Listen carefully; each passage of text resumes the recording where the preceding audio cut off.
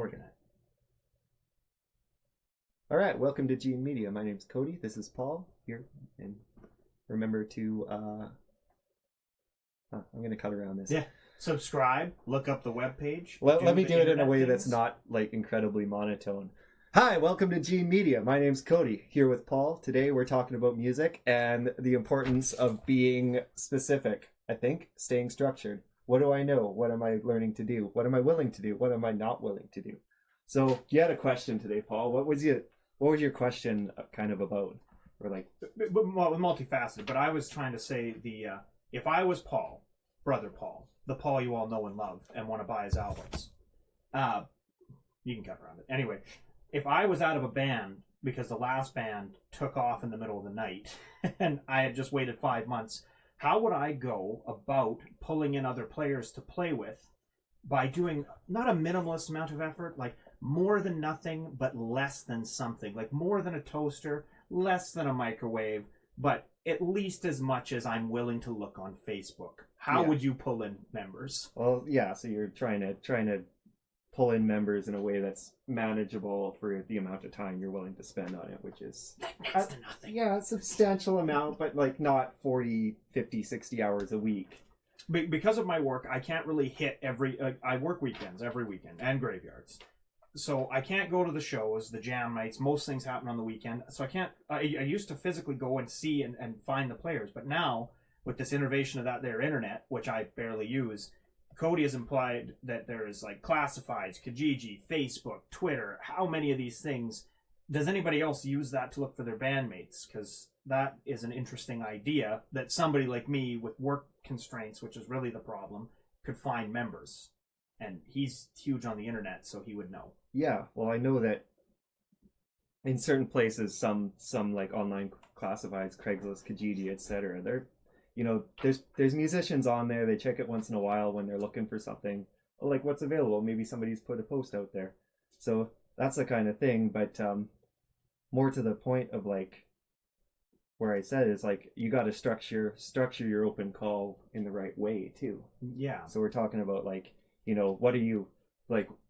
Let's say you're trying to make some music. Like, what kind of music is it, and what kind of people would be good for that? So you want to try and I would recommend. I'm not an expert here, but I've definitely contacted a few musicians. It's like what are you is your posting on there? Is it specific about what exactly you're trying to do and what you're looking for? So like, what kind of musicians are you looking for? As far as like maybe genre or rock, like personality traits or whatever. Oh yeah, rock, stable, no addicts, 1.5 kids. That doesn't mean 1.5. That's like one and a baby usually. Because if you got 2 or 3 kids, you're not going to play. Let's see. You should own your own vehicle, but we've worked around that before. Yeah. We will drive out. I will drive out and get you. Yeah, but like you say rock, that's fairly broad. So Okay. you could have people that like Nickelback, and you can also have people that like, I don't know, like Led Zeppelin, or you could have people that like, indie rock or whatever. So, yeah, I guess it kind of depends on what you're doing. But you definitely, I would recommend like being as specific as you can about every little thing. Like, so this is what I'm doing. My project sounds like this, or maybe even include a little demo or something that they can listen to. And like, yeah, just saying like, yeah, exactly. This is what I know how to do, and this is what I'm trying to do. But then this is like what I'm willing to do for this project, and this is what I'm not willing to do. And like, I think that part's super important. That is really important. Because like, yeah, that's how you end up in a cover band. That's how you end up in a cover band, and you're just playing along to YouTube videos all day.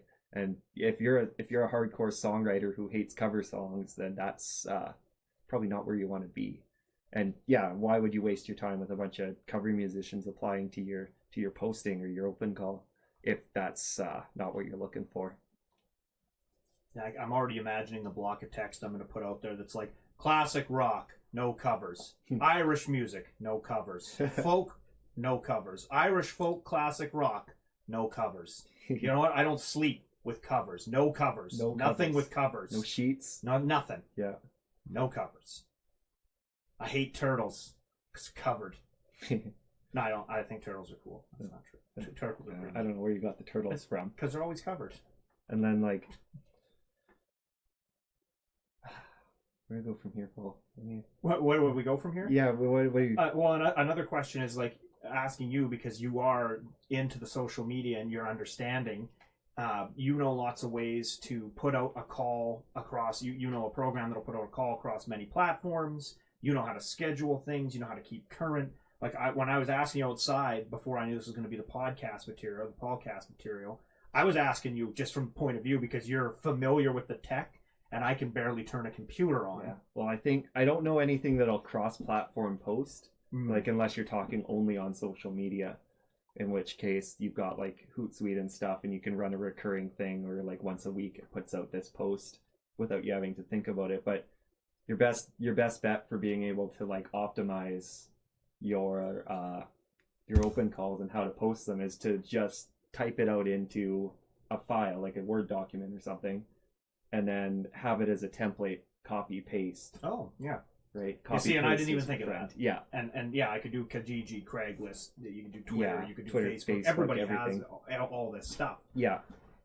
So that would be, and then I'll make it very specific for what I'm looking for. Because like even with us, we do have weird requirements that other bands wouldn't. Like I don't particularly need you to have a driver's license or a gear. Yeah. Or 1.5 kids. Yeah, but you particularly don't want to have like somebody who's a junkie or somebody who's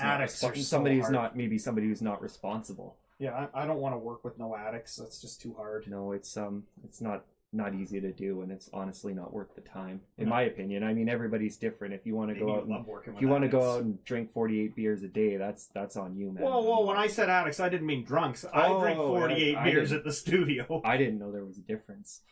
Look at this guy. Yeah. Oh, here on the Judgy McJudging podcast with Judge Dredd. Okay, apologies. If you drink 48 beers a day, then that's accepted. Fair enough, but yeah, part of the process. Maybe it's part of your process, and I can't judge you for that. I need the aluminum poisoning to forget the bad ideas. Drink the beer to make the good ideas, and keep the aluminum can in your mouth so that you just forget the bad ones. Yeah, and like, how do you imagine your sessions going? Like, as far as like, let's say you pull together 3 or 4 people, and you want to throw some stuff at the wall and see what sticks. Is there like because you said like, oh, I can't do weekends, but I can do weekdays. Any weekday, right? Yeah.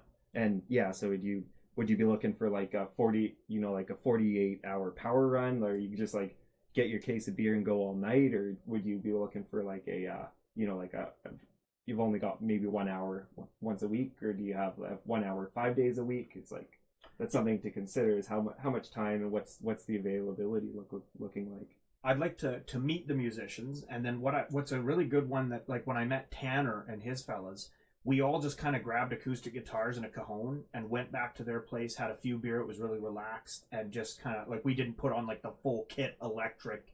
Like, they didn't even know I played drums, I don't think. And we all kind of just played and talked, and then everybody said what they wanted and what they didn't want, actually, like you say. And then we kind of went our ways, and we got Tanner. And the other fellas, the one fella, he's playing hobbyist, and then the other fella joined Space Waste, I'm pretty sure. Oh yeah. And so that was a really good way of doing that, because I don't want to just bring people. Sometimes if you're a learning musician and you come out, it can be intimidating to pull them out, and you pull them in the studio and you start clicking on all the amps and you're sitting at the kit, and they've been doing karaoke cover night. I think it'd be better to just figure out what works for them. But if I could have it my way, I would do like big, even with the band at the time, we were doing like 6-hour practices twice a week. I do like everybody go there and work on it till you hate it and each other. I feel like that's really important. Yeah, I think like we were talking, maybe like doing the big one like the first time, yeah, and just trying to throw a whole bunch of stuff out, and see what sticks, and then from there you can do the refinement. That's what we used to do in the way out.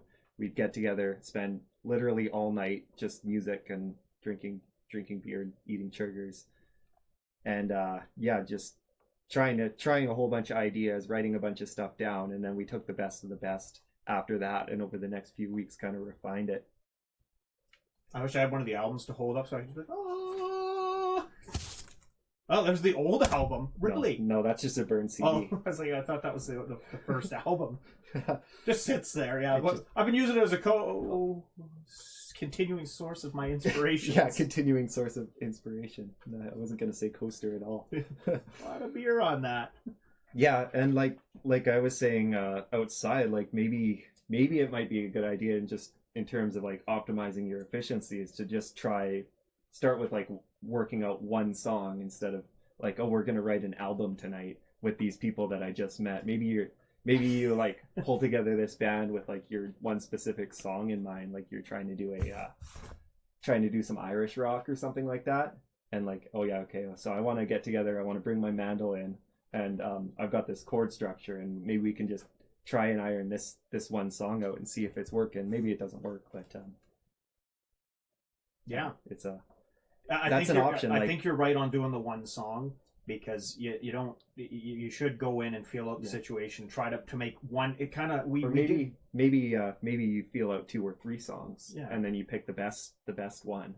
But I've been kind of following the trends in the industry, and we're talking about people are talking about how the album is almost obsolete, and I don't know whether I agree with that. If you want to make an album, go for it. But a lot of people with the days of like Spotify and playlists and social media and all this stuff is like, you can do one song at a time instead of an album, and make it have, you get more chances to make an impact instead of just this one album one time and it's out there, and then you got to spend the next year writing a new album.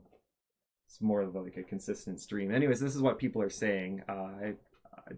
The jury's out on it. Is that the saying? Jury's out? You're Judge Dredd there. Well, I don't know. I guess the jury's out on that one. We haven't, there's no right way to do it, but people are talking about doing it this way. And like, yeah, from the perspective of like, oh yeah, I just want to start a new band and try out this, get something together for a project. Maybe start off with one song, because that way, if the band fails and you're kind of defunct before the thing even gets off the ground, at least you're only you didn't waste like 7 songs worth of material. You only spent your time on one song instead. Yeah, the only thing that I like that comes in singles is cheese, and I always take 2 of them. So obviously they should come in doubles. Okay, maybe 2 songs instead of one. Who wants to be single? Pretty much nobody. Who wants to make a single? Nobody, except for like the little pop bands that look way better than we do. I think like I am albums. If I like tattoos, my ass would say albums for life. Fair and enough. Then I'd show you my ass. And no one else. I don't have a single cheek. Doubles. Everything that is good. No singles except cheese slices, and even then, I want them in doubles. Fair enough. But play devil's advocate here against the albums is you could do a bunch of singles and then compile them to an album once you have enough. That's something that I'm working with on my personal stuff. Sounds like black magic. I've got 6 or 7 singles. They were all released as singles, and then once I have 12 or 13, that'll become an album. CDs will go into print. Yeah, okay, that's acceptable, but again, you're saying about the cheeks and the cheese. Yeah, I just don't want to do like, and this new hit single by this band that you don't give a crap about, but it's going to be sung by a totally hot chick, and it's going to be awesome, and it isn't. And this is we call this song Origin of Auto-Tune. And we can show the 32-channel mixer just so she can say ooh and ah. And I hate it. All right. Well, Paul, thanks for wasting the last 3 minutes of that. Yeah, thanks for wasting the last 3 minutes of our lives. There's 13 minutes of your lives you're never going to get back. Bye. Bye. But that's nice.